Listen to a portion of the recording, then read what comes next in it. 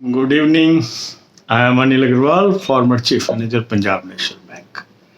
Now, there are many candidates, those are already either working in some organization or selected for bank clerk or PO.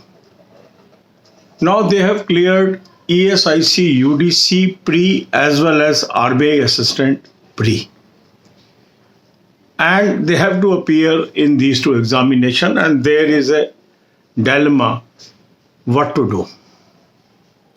If we look at all the aspects and still you have decided that you have to appear in these examinations, my advice will be focus on RBI assistant and let ESIC UDC go.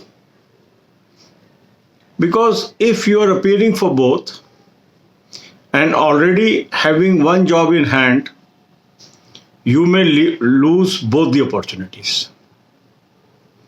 So if you are already having one offer in hand, you can take this luxury of appearing in either of these exams, and I would prefer you should appear in RBI assistant exam. If you are unemployed and still not got any job, then you must appear in both examinations. This is my advice. Rest is your own choice.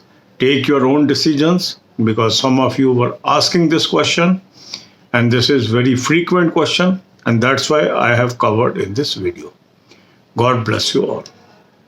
अब यही बातें हम हिंदी में करेंगे.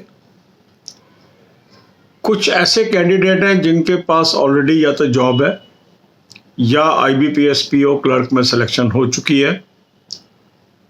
अब उनका ESIC UDC भी पास हो गया और RBI असिस्टेंट भी प्री पास हो गया. अब उनके सामने ये अंतर्द्वंद्व है कि वो दोनों एग्जाम में बैठें या एक एग्जाम में पूरी तैयारी के साथ बैठें. ऐसे कैंडिडेट्स के लिए मेरी सलाह ये है कि आपको इन दोनों में से RBI असिस्टेंट को चुनना चाहिए और ESIC UDC को आप फोरगो कर सकते हैं यदि आपकी ऑलरेडी सिलेक्शन हो चुकी है और एक एग्ज़ाम, एक नौकरी आपके हाथ में है. क्योंकि अगर आप एक पे कंसंट्रेट करेंगे तो उसके क्रैक होने की प्रोबेबिलिटी आपकी काफ़ी बढ़ जाएगी. दूसरी तरफ कुछ ऐसे कैंडिडेट भी हो सकते हैं जिनकी अभी तक कोई सिलेक्शन नहीं हुई है और कोई भी जॉब उनके हाथ में नहीं है, बट उनका ESIC UDC भी क्लियर हो गया और RBI असिस्टेंट भी क्लियर हो गया. ऐसे कैंडिडेट को दोनों एग्जाम में अपीयर होना चाहिए, क्योंकि RBI असिस्टेंट टफर एग्जाम है. तो अगर आप दोनों में अपीयर होंगे तो आपकी संभावना एटलीस्ट ESIC UDC में बनी रहेगी.